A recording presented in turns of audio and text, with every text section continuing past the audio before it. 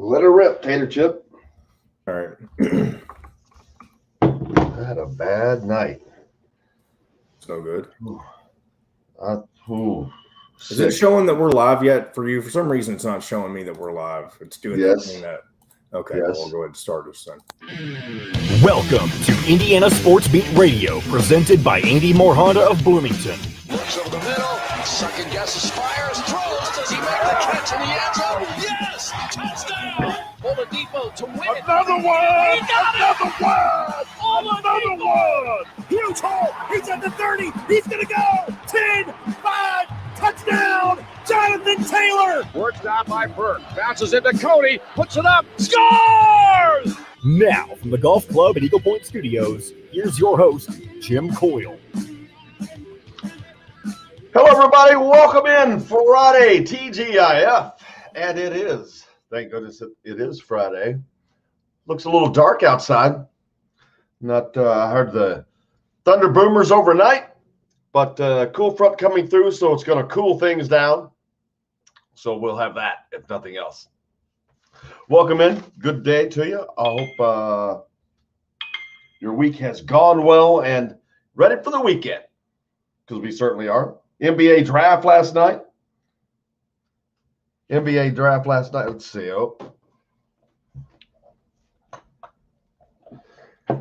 Pacers. The Pacers got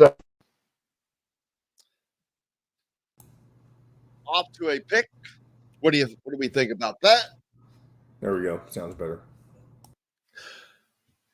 Interesting choice. Franz Wagner was a pick that a lot of people thought may be coming their way, but he went early, number 8. We'll look over the draft picks, see what else is coming out. Lily King and Annie Lazar, more hardware for them as they finish silver and bronze in the 200 meter. Lily King giving it one more time. That was, I think, the last event that she swims in, I believe. So she is 2 for 2 on medals. Congratulations to her. Still talking about Simone Biles giving up, her spot for the all-around Olympic gymnastics gold medal, and the Americans still are able to come out with a gold medal with Suni Lee. Great story there. Great story of the Olympics. Simone Biles may come back and compete in the individuals next week, I believe.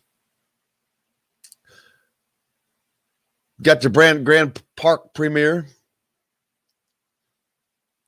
Joey Hart and Sam Mormay have scheduled their unofficial visits. Go to thehoosier.com and you can see that. Alec Lasley has that story. He'll be with us today, as a matter of fact. We'll talk about the in-state prospects of Joey Hart and Sam Mormay. Grand Park Premier AAU teammates. They will visit Bloomington in August. We'll talk more about that, as well as Reed Shepherd and Gabe Cupps, who will also be visiting in August. 2 big names that you've heard a lot of over the last few weeks on the AAU circuit. Both have done quite well. Alec will be here to talk about that as well. So lots of basketball to get to talk about, and recruiting-wise, see where we are as we head down to closer and closer. 11 days? Less than 2 weeks now from Indiana's trip to the Bahamas.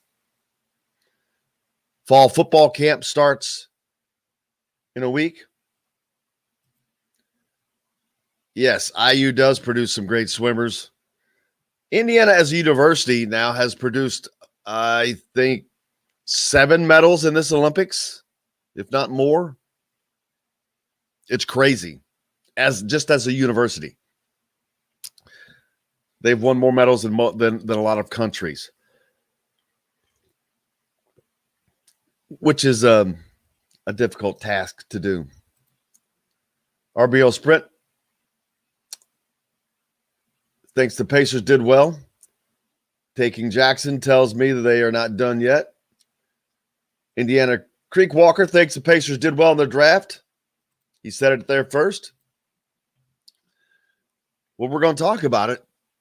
I think they did too. I mean, I certainly, as long as they did not take the kid from Duke, I was like, man, he's a quitter.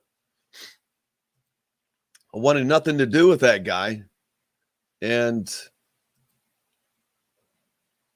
you never know until it all works out, of course, but I have to agree. And the draft is a game that changes as the draft is going on, as you saw last night, with guys being taken sooner rather than later. It changes things. It changes your plan, what you're going to do, but you have to have backup plans and you have to be ready, and they were. A lot of scouting goes into that. But I haven't heard a lot of complaints. Alan says, good morning from beautiful Patoka Lake Campground. Man, that sounds like a great place to be this weekend. This should be a great camping weekend. Patoka, not too far from us here. I can smell it right now. What a great smell that is. Morning smell in the campground. Absolutely wonderful. The SEC has officially extended invitations to both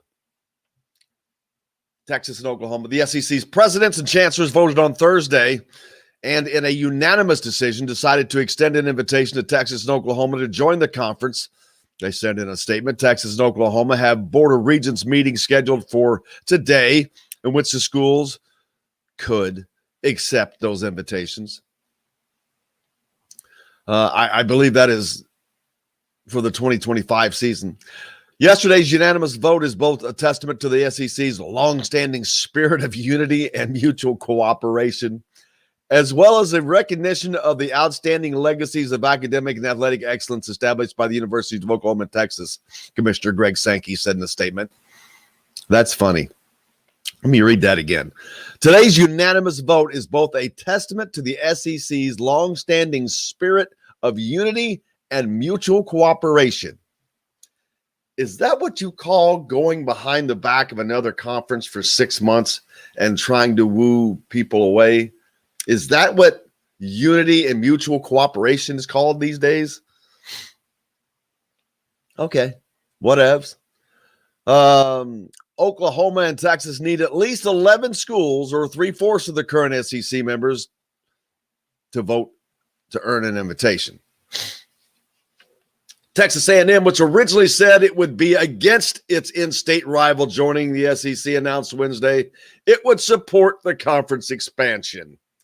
So there will be a unified front, which is important for these guys in the eye of the public, because it's not a unified front. Texas A&M didn't all of a sudden change their mind. They hate the fact that Texas is joining, and they don't want it. But they've already expressed that. They can't stop it. They know they can't stop it. There is nothing they can do about it. So it's either shut up and keep your position in the SEC, or Texas will become the only Texas school in the SEC, which Texas A&M in the Big Ten. There you go. How about that? There's that. Texas A&M and Notre Dame. That would be an addition. Be something. No, they're not scheduled to join, like I said, until 2025. I don't think that they'll wait that long. But yesterday we talked about Bob Bowlesby, the Big 12 commissioner, issuing a cease and desist order to ESPN because they're trying to persuade other schools to leave to go to different conferences. If that conference dissolves, the agreement with ESPN that will save them hundreds of millions of dollars dissolves. So that's the issue. And they would not have to pay the $80 million apiece to leave the conference early.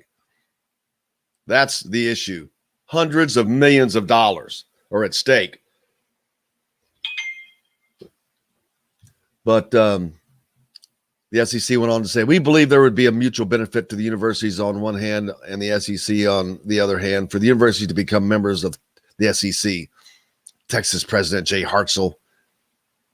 Whatever. There's that. So, but yeah, that's not going forward. Nicole Auerbach, college football senior writer for The Athletic, says, absolutely, I don't think anyone in either conference thinks after such an ugly divorce that Oklahoma and Texas will hang around and play nice with 8 schools they pulled the rug out for 4 more seasons. So obviously it's not going to wait until 2025. It says obviously lawyers would be involved. The next few steps involves exit fees. This is partially why Big 12 Commissioner Bob, that's why I just said that. What might the new SEC look like? Don't know yet. It's going to be interesting. Tony says, I wonder what concessions Texas A&M was promised to join the United Front. Yeah, nothing, probably. I doubtfully anything is just because at the end of the day, there's nothing they can do. It's not going away. Texas is much more valuable than Texas A&M. So, I saw the video as well. I think the entire time I'm thinking, please don't get hurt. All right. I missed that. Oh, the basketball team having fun on the lake. That's what he was talking about. Tim's heading down to Lynn for the weekend. Well, you guys have fun. We got to take a quick break. When we come back, Alec Lasley's going to join us. We'll talk some basketball recruiting right after this. We'll be right back to the Golf Club at Eagle Point Studios for more Indiana Sports Beat Radio with Jim Coyle, presented by Andy Moore Honda of Bloomington. Hey, Hoosier fans, whether you're So I sent you a text this morning about potential things we could do. I already have Dustin coming on for us at 9:40. And then I mentioned if you couldn't get nobody else, you could end at 10 today because we still only have a 60-minute obligation to Evansville this week. I've got to get these Fridays taken care of. I know, man. Fridays for some reason are a struggle right now, aren't they? Well, yep. So you can decide that if you want. Because other than that, I don't know what you're going to do. Alec Lasley. How's it going? Oh, I'm not busy at all. Nothing on my mind. No, there never is. Yeah, nothing here. Nothing to see here. God, I was sick all night, as bad as I've ever can remember being. Just dry heaving. It was horrible. It wouldn't stop. That's not fun. No, it was not. I'm like, what's this about?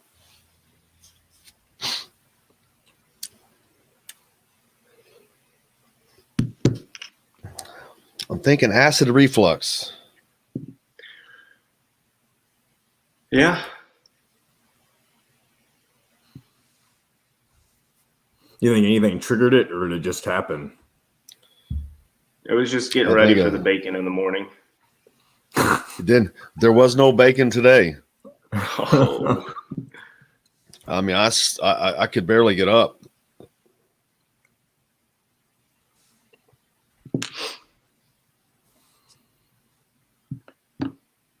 That's the second time.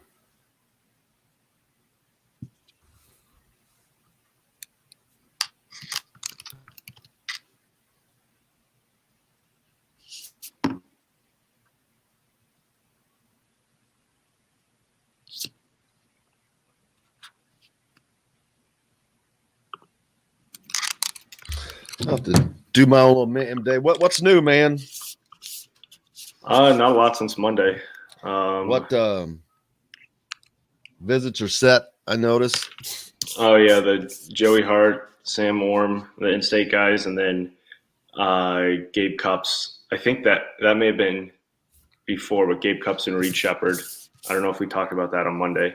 I know we talked about Shepard a little bit, but 10 those seconds, guys set their guys, 10 visits. seconds. At Eagle Point in Bloomington, then stay for dinner at Sam's Clubhouse. Sam's Restaurants, professionals in the art of food and drink.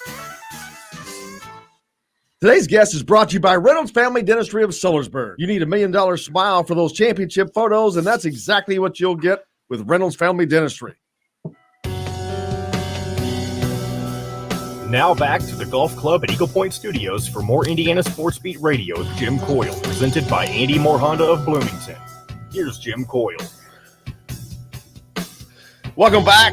Indiana Sports Beat coming to you here on this Friday. Alec Lasley joining from the Hoosier.com. Basketball recruiting continues, although it has slowed down a lot now. But some visits have been set. I noticed in the Hoosier.com, Alec, Joey Hart, Sam Orm have scheduled their official visits, both Grand Park AAU teammates, coming on the 4th of August. Yep, August is now, obviously we're a couple days away, but July, the month, then no visits were allowed, so you're going to see a lot of visits now pick back up here in August, and you already see that in the first few days with those guys, 2023 class, and then you also have from Midwest Basketball Club AAU program, Reed Shepard, and then Gabe Cups as well. So 4 2023s in the first 4 days for Indiana, and they're kind of pursuing again that 2023 class that they've already had close to 10 guys on campus for in about 5 weeks. So they're putting a real big emphasis on that class. Obviously, after landing Caleb Banks last Friday, they kind of know what they have with their 2022 class. There's probably 2 more guys maybe that will be included with Jalen Hood-Schifino, Bryce Sensabaugh as kind of those top 2. Then you have Noah Clowney. But outside of that, there's not a whole lot going on for that 2022 class anymore. So they're putting a lot of that emphasis on getting 2023s on campus, starting that recruitment early, and then being able to build that relationship with those guys moving forward. How many guys from 2022 are expected to need to be replaced? I would say at least 4. So right now they're 2 over the scholarship limit with CJ Gunn and then Caleb Banks. A lot of people are, kind of worried about that. That's not going to be an issue at all because, like we said, in a normal non-COVID year last year, a lot of these guys would be seniors this year with no extra year of eligibility. And I don't think you're going to see more than maybe 1 or 2 of these guys take that other extra year. Maybe look more at some of the transfers that came in. But a guy like Rob Finney, a guy like Race Thompson, who's already redshirted a year. So that would be 6 years for him in college. I just don't know if that's really what he wants to do moving forward. And then obviously Trace Jackson Davis is not expected to stay for his senior year. So you have a lot of bodies to replace. And that's the positive about having already 2 guys committed going into the fall and still being able to take advantage of the transfer portal, which I would expect Indiana to do come the spring. And then on the 23 side, like you said, a ton of names people are going to have to remember, but Cups and Reed Shepard, Gabe Cups and Reed Shepard, 2 of the names that we've heard a lot of lately, also schedule a visit to come to Bloomington in early August as well. Yeah, exactly. I mean, I think a lot of people are looking at Reed Shepard is more of a Kentucky lock at this point with both of his parents going there, his dad playing for Kentucky as well. Growing up in Kentucky, there's not much more that you would want to do than play for John Calipari and Kentucky at this point. But I think that's just a little bit more open than people may be thinking at the moment. It's still going to be tough to get him away, obviously, but I think if anyone does have the opportunity to do it, 2 schools are going to be Indiana and then Virginia that would have the opportunity to get him away from Lexington. So getting him on campus, I think, is obviously big. Then moving forward, depending on how long his recruitment actually lasts, it would be getting him back on campus for an official visit as well. But they're taking all the right steps with him, top 40 guard in the country, to actually make that a realistic option. And then for Gabe Cupps, more of an underrated point guard, really more of a pass first, floor general type, not a huge scorer, can have some scoring outbursts, but he's one of those guys that you would get in your class and then build around with a lot of different scorers and playmakers as well on the wings and in the front court. Really good at running a team. He's not ranked right now, but he's one of these guys come the high school season will be someone who really jumps out and already has multiple Big Ten offers, multiple Power 5 offers. It's just about getting out there, and he does play with Reed Sheppard. So a lot of the coaches who are going to those games are seeing Reed Sheppard first and then seeing Gabe Cupps. So it's a little bit of playing in Sheppard's shadow, but he's still an extremely talented player in that 2023 class. Indiana will have a legit shot at landing when it's all said and done. The names that dominate the recruiting scene when we talk about it: Jalen Hood, Schifino, Bryce Sensabaugh, Noah Clowney, Alex, Caravan, even Malik Moreno. Where are Indiana with these guys? Yeah, the top three on that list definitely what would be the guys like Hood Schifino. He's definitely the top target for Indiana. They showed that in the last two live recruiting events where they sent 3 coaches to one of his games, 3 coaches to another one of his games, and then they sent the entire staff to what ended up being the last game that he played down at Peach Jam. So they put him above anyone, just like they should. They need a dynamic playmaker in the backcourt for this class, and he's that guy for them. Then you kind of move down the line, Bryce Sensabaugh, who's going to drop his top 8 later on this afternoon. He's another guy who kind of exploded over the past month. He missed all of last season to a knee injury, so he was kind of unknown coming into this summer, and had one of the better Peach Jams out of anyone over those 2 weeks. I would expect Indiana to be in that list, and I would expect Indiana to eventually get a visit come this fall or spring. This is not going to be one that's going to end anytime soon. I see this one going more towards the April time than the November timeline. And then, Alex Caravan's another name that Indiana fans should know about. He was kind of on the radar and was one of those guys that was kind of at the top of the list with the previous staff. Once Mike Roberts and Archie Miller left, that kind of relationship did fizzle out, but Mike Woodson, Dane Fife, and Coach Hunter have all reasserted themselves into his recruitment and have been putting on the pressure to at least get a visit from him. He took a couple visits this summer, but this is another one that's probably going to stretch at least until the winter, if not the spring as well. And talking to those names, the reason I bring it up, one of those is Bryce Sensabaugh from Mount Verity, right? Yep. Yeah. Well, Bryce Sensabaugh is from Lake Highlands, still in Florida. Renee is the Montverde forward who plays with Hood Schifino. He's the most recent offer. They offered him down at Peach Jam probably about 2 weeks ago. Well, the reason I bring that up is because if you look at their roster from last year, you'll see a couple names: Cade Cunningham, Moses Moody, Scotty Barnes. Those names mean anything to you? You probably, if you were watching the NBA draft last night, did Scotty Barnes get drafted? Yeah, he was in the top 6. He went to Toronto. All 3 of those names that I just called, lottery picks on the same Mount Verity team. That's they had 7 guys drafted in total last night too. So not from the same team, but from the past couple of seasons. They had Dayron Sharp as well, the Carolina forward who went in the end of the first round. So I think they had 4 or 5 first round picks just in general, and then they had a couple second round picks, which is just incredible for that program down there. Yeah, because that's the 2021 roster. Let's see if the last one here. Go. Let's see. Jalen Duran, Joseph Watson. I'm just looking for all these. Malik Reno, Shafino. Yep.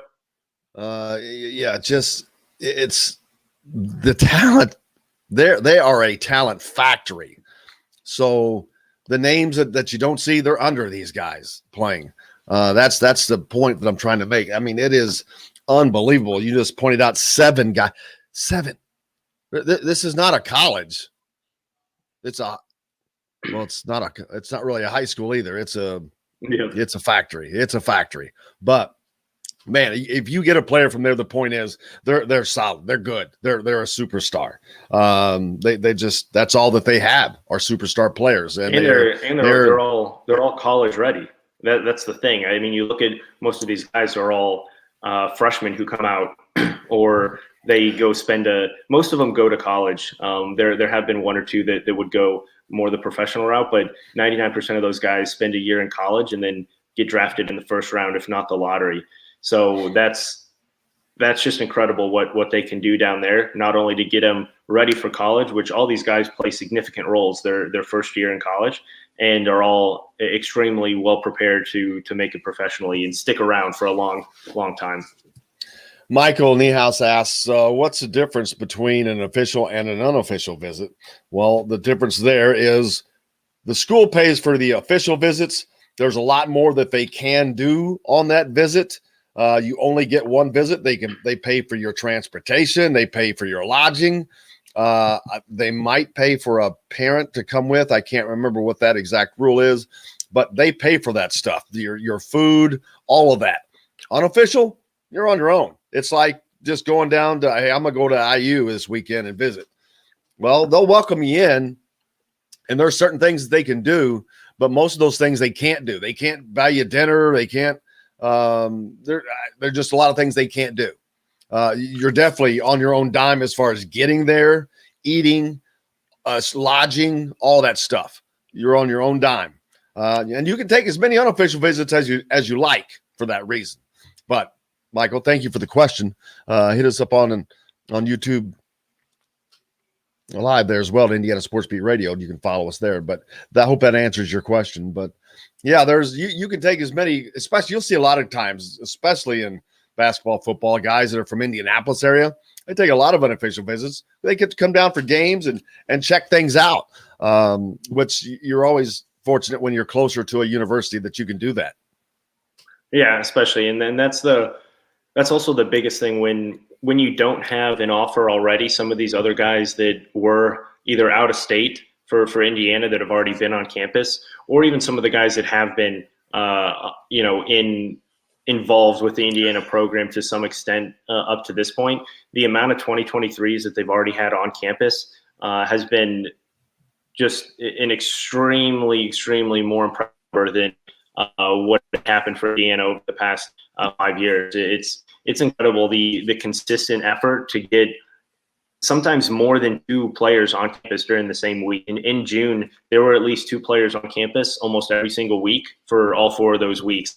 And you saw that sometimes with multiple players on official visits, even at the same time. So this staff is making sure that they're way ahead of the 8 ball, because they saw very early on that they were a little bit behind when it came to the class of 2022 with some of these prospects. Obviously, it hasn't really hurt them in one bit up to this point. Lanny Caleb Banks, who they offered after the new staff came in there. But yeah, they've done a tremendous job getting these kids on campus and done a tremendous job with them when they are on campus. And that's the important thing as we get towards the season now, because the attention that they pay is less towards the recruiting side, more towards building their own side. As I mentioned, we're less than 2 weeks away from the trip to the Bahamas for the Indiana basketball team. The Hoosier.com, by the way, will be there with complete coverage, because there is no television, there is no radio, there is no anything. So the Hoosier.com Indiana Rivals will have a reporter there to cover that for you. That's coming up soon. Those trips are usually good for teams. We've seen the times come out for that against these teams, and these are not slouchy teams. I mean, these are going to be great matchups. There's they could lose, against one or both of these teams. These teams play together. They're used to playing together. They have talent on these teams. So it's going to be a challenge for this team that we have not seen yet for Indiana. Yeah. I mean, this is kind of the perfect world that you can ask for with almost an entirely new roster, a lot of guys with new roles coming in this year, obviously an entirely new coaching staff, not only to go down there, get some extra exhibition game time, more kind of team bonding, which I think goes really kind of under the radar and very unnoticed for a lot of people who aren't really around the program or around college sports a lot. I think you could see that with a lot of different teams last year, the inability to kind of get on campus early due to COVID. But the biggest thing is they get about 10 extra days of practice because of this international trip. And that's probably the biggest asset of all is that extra practice time to get in there and continue to grow as a team and a unit and continue to kind of work out some of the kinks that are definitely going to be there. I wouldn't be surprised if they lose one of the games, even if they lose significantly in one of the games, because these are professional players that they're playing against. And a lot of these guys, granted, have been in college now for a few years. It's still getting used to a totally different system than what they've run in previous years with previous coaches. And then you look at, obviously, the freshmen coming in. It's going to be a very welcome sight to kind of throw them into the fire right away. It'll benefit them greatly, but at the same time, it's going to be quite different than playing against high school players. Even if they do go one and done and they're that level of high school talent, playing against international pros is a different kind of level. And I think a lot of people need to be aware of that before they expect IU to go in there and win by 20, 30 points just because they're teams that they've never heard of before. Yeah, I would think that people have learned that from Olympic play and international play, but especially these Olympics right now that are going on. I tell you, these teams they're good. They play. They have all their own leagues around the world. But more importantly for Indiana, it's not a fractured team, but it's a team of pieces. It's a puzzle that has to be put together. These guys have not played together before. Like I said, it is a completely new team. So sorry, I can't take your call right now. But that's going to be and you just mentioned all the other pieces, new system, all of that. The one thing, another difference, instead of there being only 8 players like there was in the last year, a couple of years, they're going to have a full complement of players. There's going to be guys just going at each other. You're going to have a lot more substitutions right now. You're going to see a lot more different looks, a lot of different combinations, because that's what they're looking at to see what they have, who can play with who plays better with who plays better off of whom. They have to work all that out, and you can do so much of that in practice, but until you go up against a defense that you have not set up, a defense that is not substandard, you really can't see that, and they'll get a great look in the Bahamas. Yeah, I think more so with the backcourt. That backcourt, it has so much depth, so many different pieces, so many different skill sets.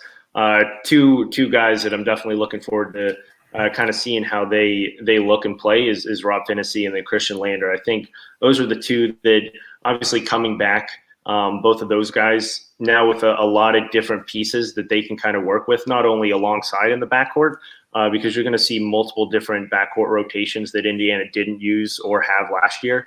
But I think those two, to just kind of see how they take a step up in their game, now being obviously Rob Finney being there for 4 years, and then Christian Lander having now a full summer under his belt after last year, through a lot of growing pains last year. I think those are the two that I'm kind of most excited to see how they've developed. And then just to see a guy like Parker Stewart, how he's added in with his shooting touch and his size in the backcourt, and to see exactly what IU fans have been waiting for since he committed almost a year ago at this point. So it'll be interesting. That backcourt rotation is going to be one of the keys that Indiana is going to need this year in order to be successful. And you have 6, almost 7 different pieces that you can rotate through there in multiple different positions. We'll look forward to it as we get closer and closer. Alec Lasley, make sure you give him a follow, and at thehoosier.com, Indiana Rivals, complete coverage of the Indiana Hoosiers. Thank you, Alec. Appreciate it. And we'll talk to you soon. Yeah, have a great weekend, guys. You as well. Have a good one. We've got a lot more coming up here on Indiana Sports Beat Radio. Dustin Schutte is going to join us next. We got plenty more to get to. Back with it right after this. We'll be right back to the Golf Club at Eagle Point Studios for more Indiana Sports Beat Radio with Jim Coyle, presented by Andy Moore Honda of Bloomington. Whether you're looking for a relaxed... Man, that was a rough night. So what happened, or do you not want to share over the air? I mean, I just got sick. No, I have no idea. It's a saying I got not too long ago. But this was worse. It was nothing but dry heaves. I think I may have acid reflux, because the last time it was water kept coming up before. This time it was completely different. But gosh, I've never just dry heaved there for like 30 minutes. It was horrible. Dustin walked into the conversation. That's why he's just like, dude, I was just sicker than a dog last night. I woke up and I just but I dry heaved almost the entire time. I was too, but I know exactly what caused it. So was it the Pacers draft pick? No, he was. Everybody's bitching about it. I don't understand. I'm not. Well, no, you're not, but I don't have my usual. So you were actually dry heaving last night? Me or him? Yeah. You. No, my stomach is terrible this morning, but I know why. You drank too much. Oh. That was not my case. I had to stay up. Jesus, it was 11 o'clock before the first round ended.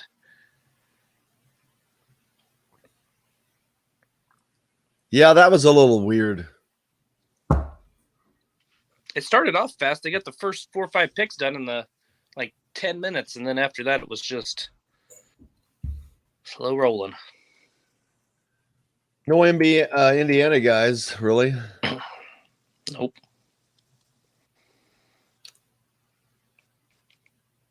I mean, the last 4 years completely took Indiana off the radar. Did anybody even declare? Oh, no. Okay.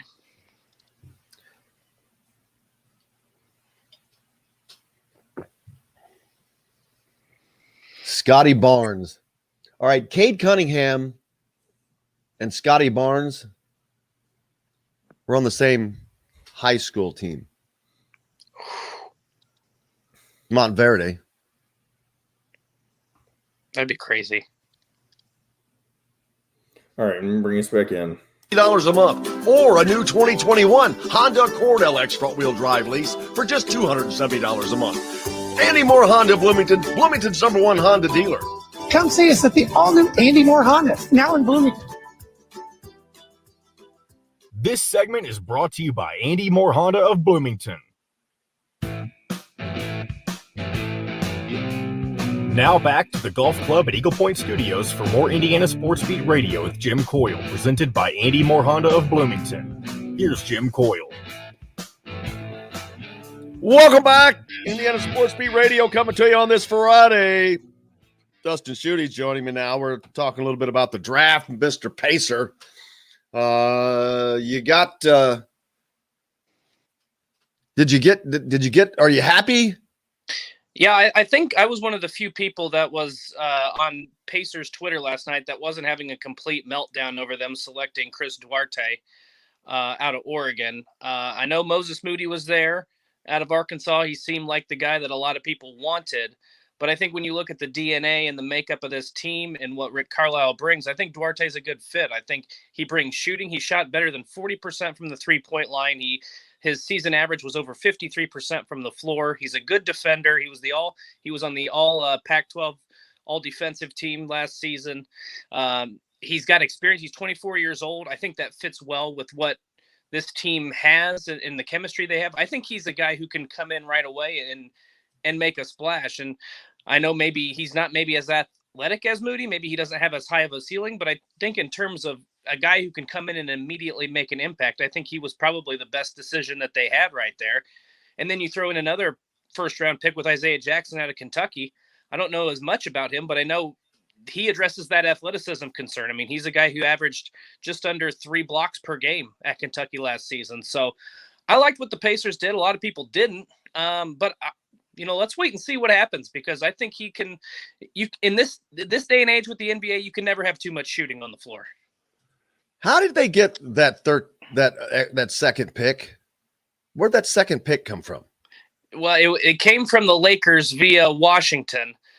So they were involved in a 3-team trade, and I believe that's the one that sends Aaron Holiday to Washington. So, last season they had Aaron and Justin Holiday on the team, but now they split up the brothers, and Aaron will be in Washington. Justin, as far as I know, still a member of the Pacers, and then obviously Drew was a member of the Bucks team that won the NBA championship. So they were able to acquire that. I like that they did something. They had some movement in this year's draft, and they were able to get 2 first-round picks and trade away future second-round picks. So I was happy with that.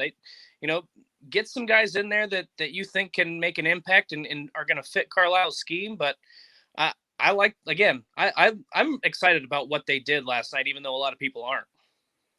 How does Holiday see? He's off to the Wizards now. So Isaiah Jackson, he's young. It gives you some youth.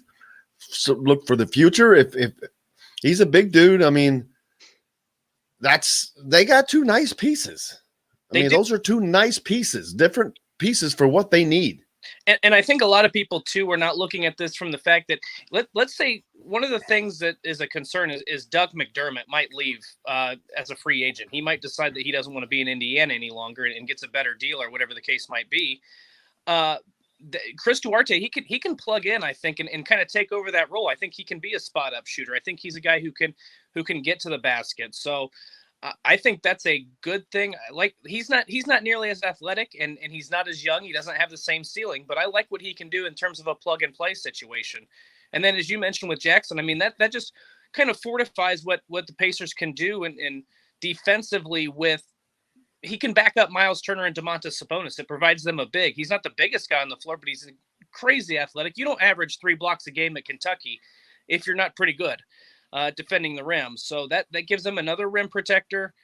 Rick Carlisle talked about that even in his introductory press conference and meeting with the media, talking about you need to have that guy who can block shots, who can stand at the rim and protect it. And so I think that they really addressed some of the concerns that they had. If Doug McDermott leaves, they have another guy here in Duarte who can step in and kind of fill that role. And then you get more athletic, you get another shot blocker and another rim protector behind Miles Turner and Domantas Sabonis. And again, we don't know. This is just the draft. We might see these pieces traded. We might see some movement. We might see guys come in or go out in free agency. This is the fun time of year if you're an NBA fan, because you don't know what you're going to see one day to the next.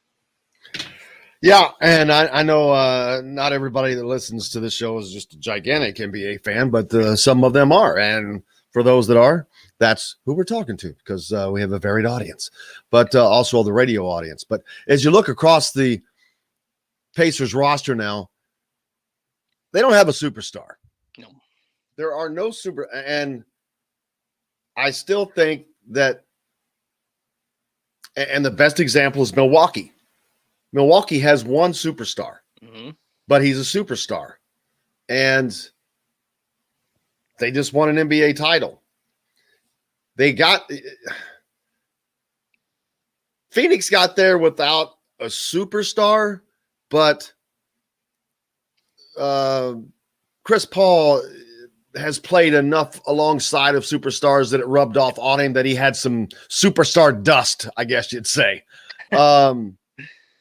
The Pacers are still not to that level in my mind, which they're obviously very playoff ready and competitive, but not to the next level. The Lakers just added Russell Westbrook. Yeah. I mean, I don't know how the hell that's going to work. Russell Westbrook, the guy that takes more shots than John Wilkes Booth. I mean, going to be with LeBron James now. I mean, how the hell is that going to work? I mean, you got a guy two guys who've never met a shot they didn't like. Well, I was just going to say they're still playing with one basketball, right? So I don't know how that's going to work. We'll see.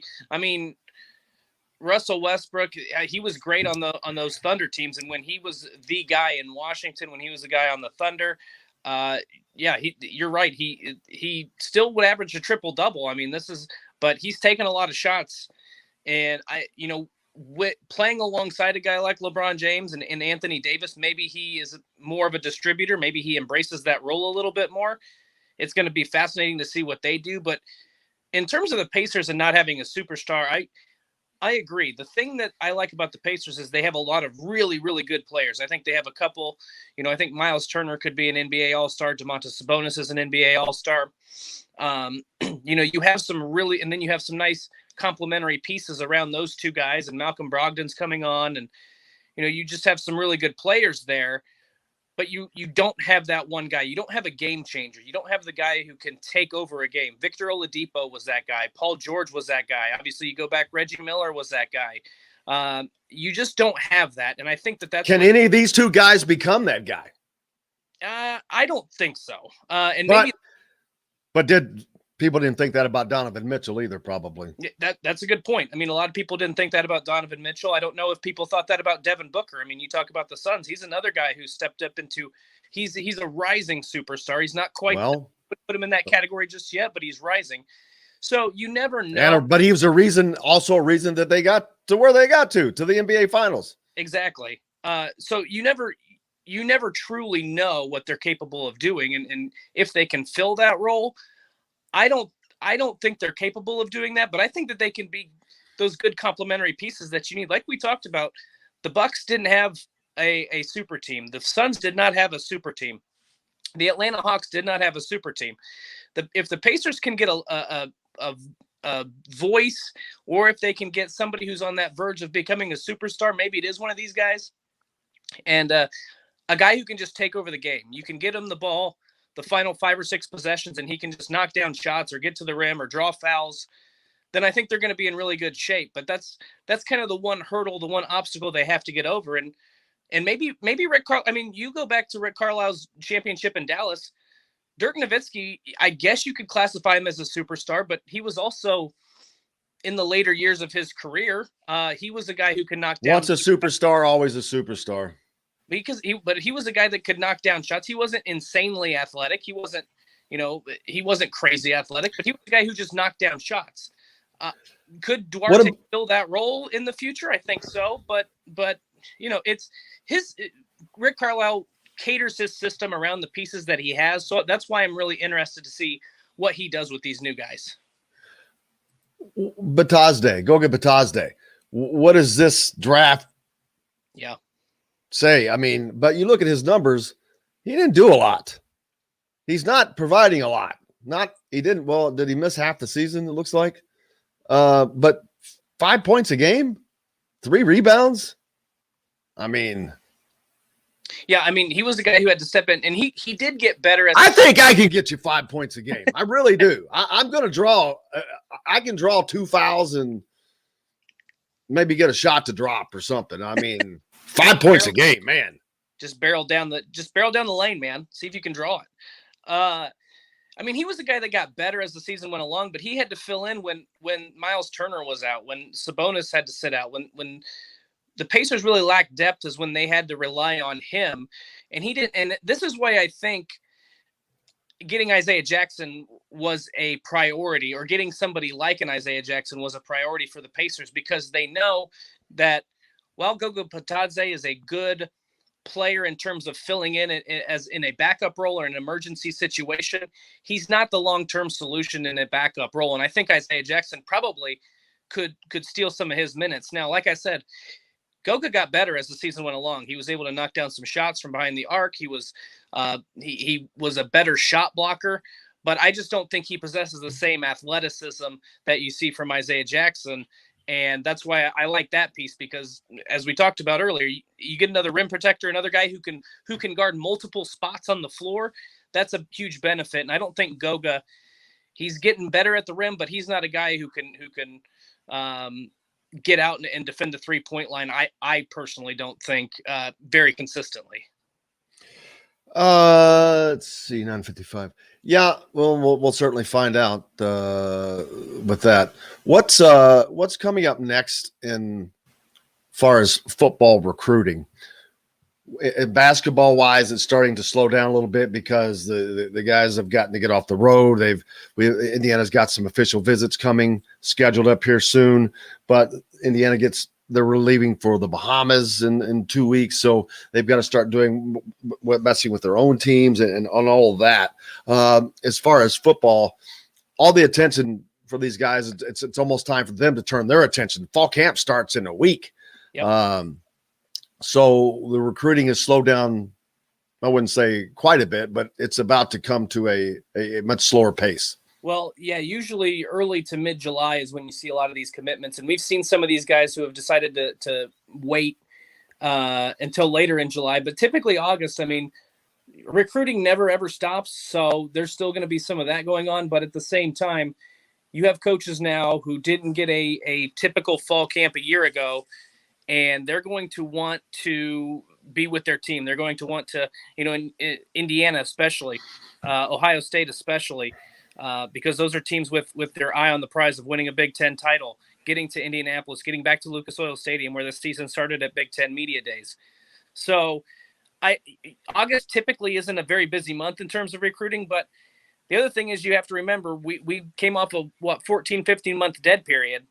And so when kids couldn't take official visits, when they couldn't take unofficial visits, when they couldn't have interactions with head coaches or assistant coaches or be evaluated or anything like that. So you may still see some commitments trickle in, but right now, starting today, Nebraska and Illinois are able to get underway with fall camp since they're playing week 0. And then next week, the rest of the Big Ten, they'll be in fall camp. So you're going to see recruiting slow down quite a bit. And then, of course, it picks back up once the season starts. Let's see. You two just can't say it. Goga, like Kravitz. Where's that? Alan said that. Goga. There you go. Goga Batazzi. Let's see. RBO Sprint says, Wentz already being held out of practice with a foot issue. Yeah. Yesterday was the start of, Coach Camp started this week. Second day yesterday, but I'm going to try to get up there. As a matter of fact, I may try to do the show from there next Thursday. But anyway, that's going on. Carson Wentz off to kind of a slow start, and now being held out of practice with a foot issue. Not a great start when you're the new guy and there's a lot of questions and the leadership. People are looking at you for leadership, and it's like, that's not a great start. I did see that he wooed the crowd a little bit there with a 45-yard pass. I don't know who it was to, but he put it right on the money. So, I mean, he's already shown some flashes, but it's not good if he's already being held out with a foot issue. I mean, the Colts, we talked about they've been spoiled so many years in a row with a good quarterback play, Peyton Manning, then to go to Andrew Luck, and then to have Phillip Rivers. And now Carson Wentz has some big shoes to fill. So, we'll see what he does, but yeah, that's not a great start. Who's their backup at this point? I don't even know. I don't follow the Colts nearly as close as some of you, but if he has to miss games, I mean, who's their backup? Well, it could be you if it goes down to that. But usually when you're in this part of the season, you don't even have that established sometimes. Right. But Jacob Eason. Okay. Is that right? He started his career at Georgia and then transferred to Washington to finish it out, I guess. I mean, that's not good, but Jacoby Brissett, is he gone? That's what I was wondering. I didn't know if he had left or if he's still with the organization, but either way, you're not in a great situation. I don't know the severity of the foot issue. Maybe it's just we don't want to test fate here. Because Wentz has been in the league for a few years, and while you want to establish that chemistry early on, it's more important to have him healthy for the start of the season than going through training camp. Yeah, I mean, you can, I guess, develop an injury. We saw that with, who was Teddy Bridgewater a few years back with when he was just in practice, non-contact, just a drop back, and bam, he's out for nearly 2 years. It was crazy. It's nuts. But yeah, that's the thing about football. And it's the sad part about football. There are going to be injuries, like college. Like we look at Indiana, we got to take a break. Look, can you stick for a segment, or you got to go? No, I'll stick around for one more. Okay, we'll talk about that real quick, and we'll let Dustin go. We'll be back right after this. We'll be right back to the Golf Club at Eagle Point Studios for more Indiana Sports Beat Radio with Jim Coyle, presented by Andy Moore Honda of Bloomington. Hey, Hoosier fans, whether you're Sam Ehlinger, see their backup? Oh, that sounds yeah, about right. That sounds right. Yes, they did draft Sam Ehlinger out of Texas. Yeah. But yeah, that's what sucks about. Well, was it? I mean, what? I don't follow much NFL stuff. I don't have time to. So, what is it? Is it severe? Did they say? Is it just that was a foot injury?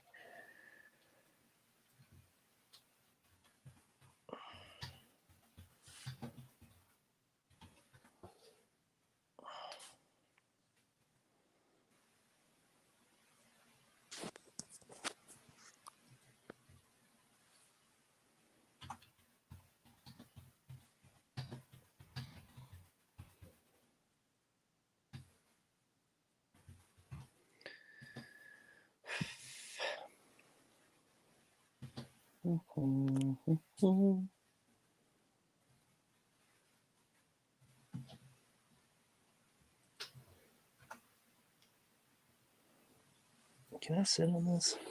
That's a bad idea.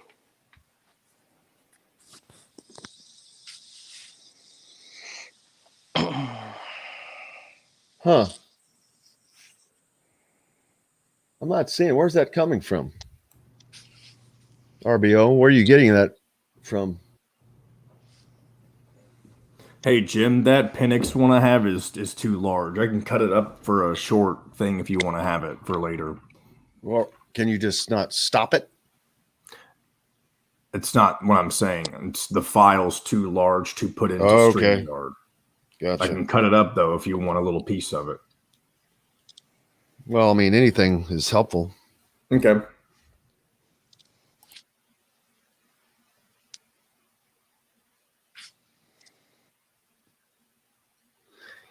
What do you got going this weekend?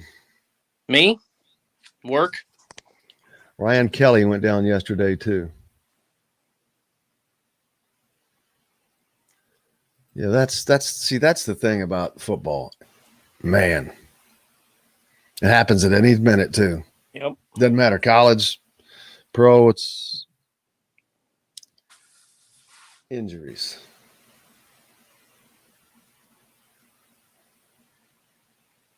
All right, I'm going to bring us back. Has wings, tender steaks, and seafood. Sam's Ale House in Carmel and on 86th Street in Indy have a long list of craft beers and all of the right foods to go with. Plan a day on the links at Eagle Point in Bloomington, then stay for dinner at Sam's Clubhouse. Sam's Restaurants, professionals in the art of food and drink. This segment is brought to you by RE/MAX Advanced Realty, Indy Home Pros team by Cheryl Sizemore. Now back to the Golf Club at Eagle Point Studios for more Indiana Sports Beat Radio with Jim Coyle, presented by Andy Moore Honda of Bloomington. Here's Jim Coyle. Welcome back, Indiana Sports Beat Radio, coming to you on this Friday from the Golf Club at Eagle Point Studios. The NBA draft underway last night. Pacers get a couple good picks. That should be good for them. Talked about that earlier. Colts camp underway. Word is that Carson Wentz got a little foot issue on day 2. Brian Kelly also went down yesterday, according to RBO Sprint. That's the thing about football. And man, it could happen so early. We've seen it early in game 1 or whatever, an injury, and a guy's gone for the year. I mean, it happens in all the sports, but none like football, it seems. Right. And it changes the entire trajectory of a team. I mean, you look at Michael Penix Jr. in Indiana football. Everything being talked about with Indiana is on the precipice that Michael Penix Jr. can stay healthy this season, this entire season, which that in and of itself would be something that has not been done in 3 years. He's not been able to complete a season, 3 season-ending injuries. You can only hope that's not the case. Bigger and stronger and better line, and freak accident last year against the Maryland, just a freak deal. You hope you can get by that. But even with that side, there's going to be other injuries, unfortunately. Alignment or whomever. It's always the case. And it's just like, gosh. But that's the part of sports and that you have to deal with. And in football, those are the hardships that you have to overcome as a team. Because it is such football. There are so many moving pieces all the time with 22 guys on the field and injuries and all that. And those moving pieces, college football is a tough thing to navigate if you don't have a marching army like the Ohio States, Alabamas, and Clemsons of the world. Well, and there's no other sport like college football in the sense that if you lose, I mean, you don't have any time, right? Like, if you lose one game, then you could be done. Then you might be out of the college football playoff race. You might be out of your conference title game. So there's really no time for adjust. You know, the good thing about college basketball and the good thing about the NBA and the NFL is you have a little bit of wiggle room there to adjust. I mean, it's not ideal, but if you lose a guy, you still have the time. If you lose 1, 2, even 3 games during that adjustment period, you still have an opportunity to bounce back, make the playoffs, you know, whatever the case might be. You don't have that really in college football. You have to have that next guy has to be ready immediately. And we saw last year that Jack Tuttle was ready, but they had to depend on their defense an awful lot because they couldn't put the ball in the end zone. And having to make that kind of sudden change when you've had Michael Penix all season and then he can't play for the final 2 games, that's a big adjustment. And so that's why everybody's talking. Everybody looks back. It's not just the fact that Michael Penix is so good. It's how bad Indiana's offense looked against Wisconsin, against a bad Ole Miss defense.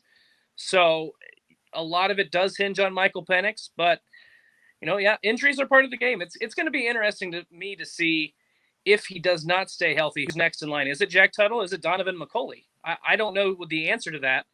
But I think Donovan McCulley might be a good backup for them. So I'd be hard pressed to imagine after getting the reps that Jack Tuttle was able to get last year and play in the bowl game, all that experience, you cannot replace that experience, in-game experience at Wisconsin.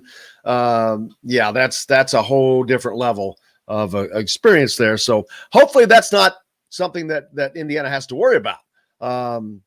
Michael Penix is bigger. He is stronger. The last year's deal was a freak deal.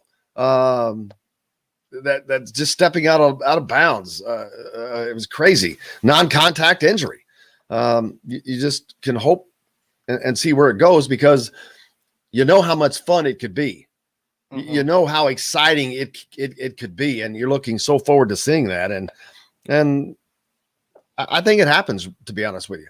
I think he's gotten himself in a position to where he's bigger, stronger, and smarter, and is ready to do that. And I think this team is at that level. We'll find out, but well, he was confident at Big Ten Media Days. I mean, he was confident in the fact that he was going to be ready week 1, 100%. He wasn't going to be, he's not exactly going to be Michael Vick out there running all over the field, but he said he would feel comfortable in a tuck and run situation that he could pick up some yardage and be able to slide and get out of bounds and do the things he needs to do. And so that's a good sign. He's, it's a testament to the training staff at Indiana. It's a testament to his work ethic and his ability to push through the pain and go through the rehab the right way and make sure that he's going to be fully healthy. So it sounds like he's good to go. He's ready for fall camp. He's ready for that week 1 game against Iowa, and we'll see. But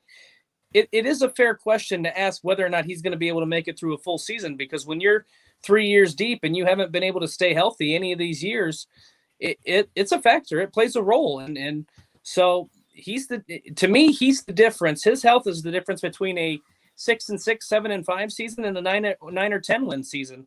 I truly believe he's that talented. He's probably the best quarterback in the Big Ten. He and Tanner Morgan are right there, I think. So we're talking about the difference between 3 or 4 wins, and he's got to stay healthy. We sound like a broken record because we talk about it all the time, but he's just that much of an impact player. Well, to give you, as I said, 3 seasons, he has not been able to complete a season. Okay.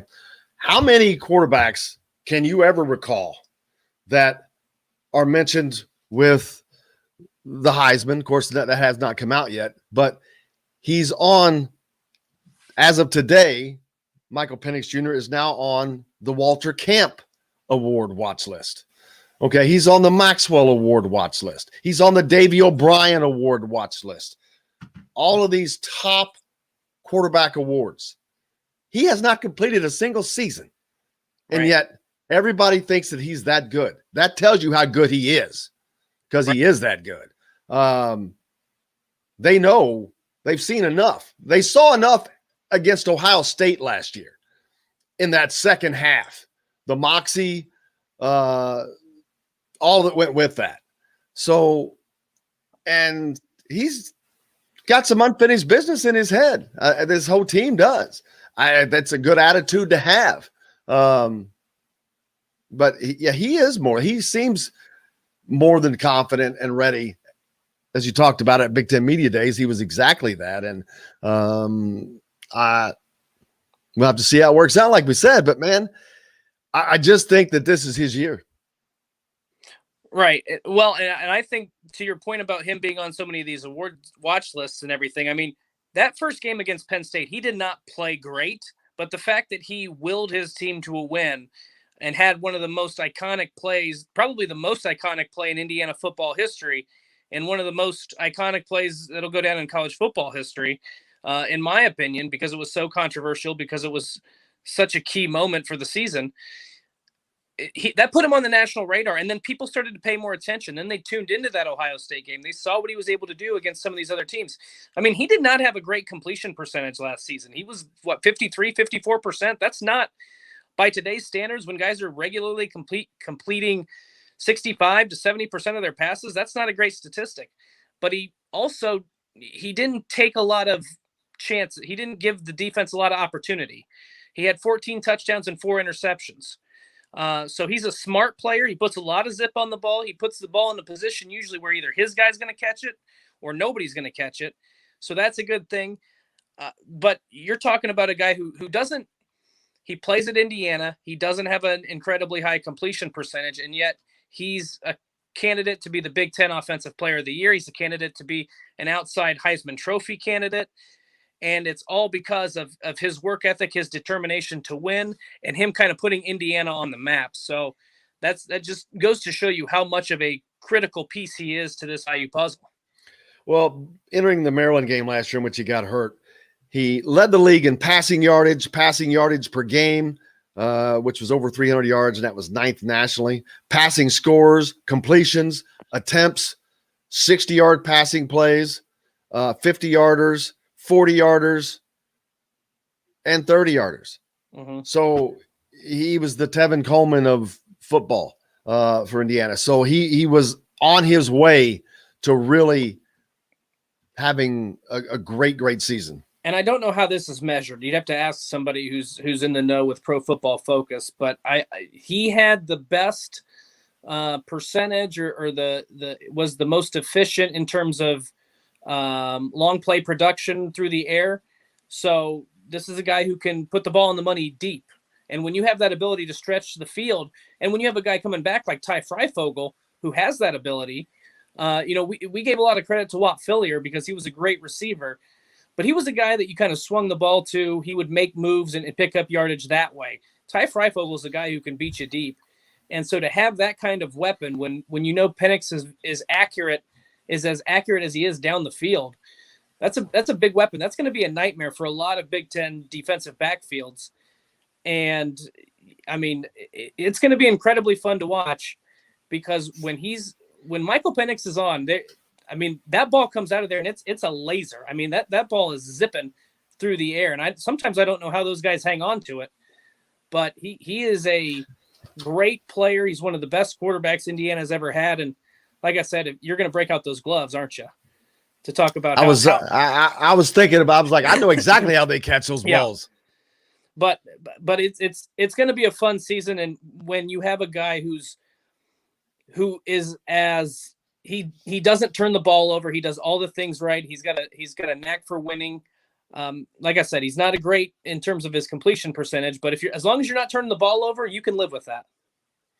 Yeah, it would be nice to see him start. It'd be nice to see him start getting the Heisman love, which that has not happened yet. The Heisman's a little more closer to the vest, with people starting to make predictions for that. If you see that, all you're going to see are the big names, popping out, which is fine until the season. And then numbers change all that. Games will actually change all that. So we'll see how that works. The Olympics, Lily King gets her another medal. Congratulations to her, a silver medal. U.S. women's soccer, they're rolling on. It looked like they just, I don't know if it's going on right now. It's so hard to keep up with that stuff. I can't keep up. I don't know when anything's happening. I just look at I know nothing. I know nothing. I know nothing. What do you have coming up next? What's going on with you and Saturday Tradition? Well, we just we're looking at the better or worse situations with Big Ten offenses and defenses. We're talking about biggest questions we have for each team. I just wrote a story about Ryan Day and Ohio State being focused on Minnesota, not the national championship right now. They got a week 1 trip to Huntington Bank Stadium. That'll be a fun game. And then we've got still more stuff, more content from Big Ten Media Days. And as we get into August and fall camp, we're going to really ramp up our planned content. And we're looking forward to it because, we went so much off and on last season, and to be into fall camp and to have a full schedule to look forward to, it's a lot of fun. There's a lot to write about. That's for sure. The ladies, women's national team win 4-team in overtime, thanks to my friend Brett. Wow. Going extra time. So lots of action going on. Because I knew last night I was watching some of it and I'm like, wait a minute, this is the stuff I've already heard about. Right. But I'm way behind in watching as far as listening. But congratulations again to Suni Lee for her Olympic gold medal and the all around. So things are going well there, man. And now you just have to wait to see how your draft picks pan out for the Pacers. I just have a few months because the NBA starts October 15th or something like that. So less than 3 months. Well, we'll get to talk to Chris Denari about it next week. I'm sure he and everyone around the program probably happy with what they got. I think so, and we'll start to see these guys a little bit earlier because you get Summer League going here in a couple weeks. So you'll get your first glimpse of them. I think most of that's on NBA TV. So you'll get a first glimpse of them here in a few weeks. Absolutely. I appreciate you, brother. As always, I hope you go out and have yourself a great weekend and enjoy yourself. All right. You guys do the same. Thanks. You bet. Hey, we're back with a little bit more to close it out here on Indiana Sports Beat Radio right after this. We'll be right back to the Golf Club at Eagle Point Studios for more Indiana Sports Beat Radio with Jim Coyle, presented by Andy Moore Honda of Bloomington. Whether you're looking for So I've got a little over a minute of Penix, and it's the question you asked about if he's sick of people talking about his injury and all that kind of stuff. Perfect. And then the following question about someone was asking about the impact of the Penn State game. Perfect. Yep. Perfect. And we will close out a little early. Oh, did you get that promo I sent to you? Oh, yeah. I need to add music to it and send it to the ref. Yeah, it's just a promo from them. We're going to be on from 1 till 3 there. Yes, I saw. Yep. Yes, I'll take care of that. Dankeschön. I couldn't tell, man. That was a good thing. Sorry, I didn't know. Well, it prevents us from being interrupted. That's true, because when you go 3 to 5, you have all that game coverage crap that sometimes cuts it short. Yeah, we won't be, which means we always have to do 2 hours from then on. But that's good, though, because we're heading into the part of the year where we'll have 2 hours worth of content. Yeah. Always. Always. Oh, Schwarber to the Red Sox. Mm-hmm. Yeah. Schwarbs making his way around the place. Now, so the Cubs let go of, or they got rid of Anthony Rizzo, too. Really? That happened last night. I can't think of where he's going to, but I know he's not with the Cubs no more.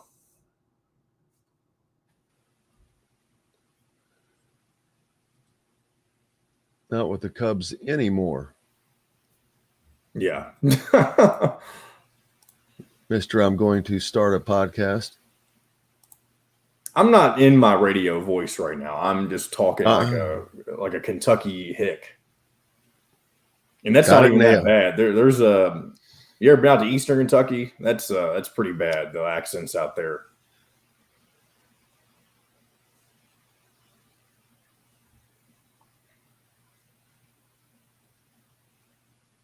Kyle Schwarber, man, going to Fenway and the big green monster. But he's left-handed. He'll love that. He goes the opposite way. All right, I'm going to bring us back in. Alec's front-wheel drive lease for just $180 a month, or a new 2021 Honda Accord LX front-wheel drive lease for just $270 a month. Andy Moore Honda Bloomington, Bloomington's #1 Honda dealer. Come see us at the all-new Andy Moore Honda, now in Bloomington. This segment is brought to you by Bubba's 33 in Clarksville. Pizza, burgers, beer. Now back to the Golf Club at Eagle Point Studios for more Indiana Sports Beat Radio with Jim Coyle, presented by Andy Moore Honda of Bloomington. Here's Jim Coyle.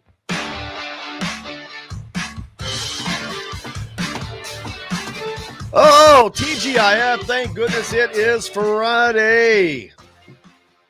Kind of a light end of the week as the heat is out of here. A cool front moving in. It's going to be nice this weekend. So I hope you get to go out and enjoy that. Someone mentioned earlier, I forget who I put it up there, but I think it was Tim. Kyle Schwarber headed to Fenway and the Sox, Boston Red Sox. He'll be playing in Fenway. He's left-handed, though. He shouldn't have to deal with the big green monster much. But, man, he'll tear that park up. From that side of the plate. Unless he gets out there in that middle, that funky, jagged center field they have. But the Nationals kind of selling things off. I don't know that. Let's see.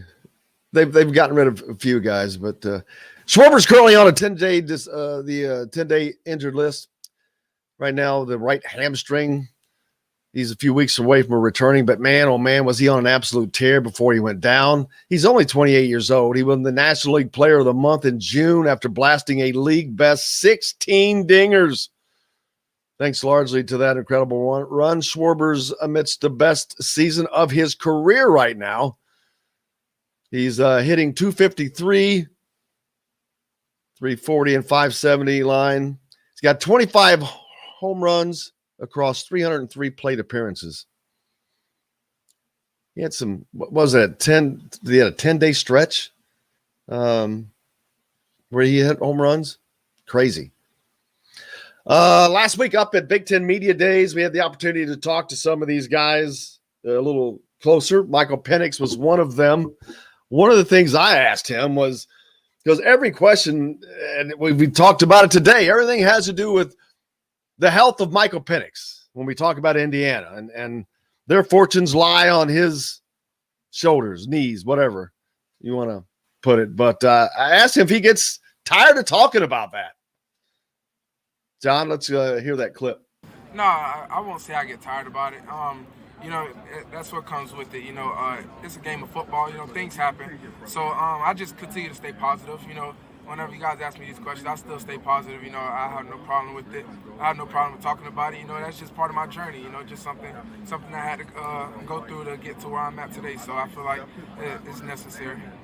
Mike, I know it was a year ago, but what are your memories of that Penn State game, and then what did that mean to you guys for the year? Can you say it one more time? Your memories of the Penn State game, and then what did that do for you guys going forward? Yeah, one thing, like a lot of people talk about the play, but just leading up to that play, there's a lot of players made great catches. We had freshman receiver coming in, Javon Swinton. That was like one of his first biggest games he played in. He came in, made two great catches. Jacoby Hewitt, he came in, made a catch across the middle as well. And our defense, just executing their call whenever you're told to let the guy score. Just giving us opportunity. All those things led up to that big play. There was Michael Penix Jr. talking about a few things, not worrying about talking about his health. He's just positive, man. You can tell these guys are locked in. When you hear them use those phrases, earmuffs and blinders, I promise you, they're living that. They really are. And that's how they're doing these things. They are actually living off of these phrases and words that Tom Allen is put forth before them. They are doing that, and that's why they are achieving the things that they have achieved. But looking forward to the season getting started as we get closer and closer to that. We'll hear more from these guys next week from Big Ten Media Days as well. More from Michael Penix, and even we had Tom Allen on the show, but there's other things from there that we can get from him that we didn't do on the show that day. So we'll look forward to that. I hope you guys got a great weekend planned. What's going on with you guys? We were talking about Rizzo. He's traded to the Yankees. Jennifer and Pete both told us. So are the Cubs on a little sell-off? But the Reds, they beat the Cubs last night, didn't they? I missed the end of that, but I was watching that game down at Yogi's for a minute. That was kind of a back and forth deal before the Reds busted that one open. So hopefully the Reds continue their little run. Let's see, where are the Reds before we get out of here, man? Haven't checked that for a minute. How far have they fallen behind? They had climbed up to within 4, and now they're still 7 back. So the Cardinals 2.5 further back than that, and the Cubs 2.5 further back than that. So those two teams are out. It's just the Reds chasing the Brewers. Hopefully they can get up there. But hope you guys are having a great weekend planned. Hope you guys have just fun things to do and fun things to come back on Monday to talk about. And look forward to doing that as Charlie Miller will be back with us in here on Monday. The Olympics are continuing over the weekend, and we'll have that to talk about as well. And these official visits, and we'll keep you updated. Make sure you go to thehoosier.com for everything else to stay updated on all things Indiana. And big thanks out to Alec Lasley for joining us, for Dustin Schutte today, and of course John, the producer, as we're able to cut out just a little early today as our radio duties are lessons. But and if you are in the Evansville area listening on the ref, we are moving to 1 to 3 there soon. So give us a call. Looking forward to that. And until then, I'm Jim Coyle. Have a great weekend. I will see you on the radio.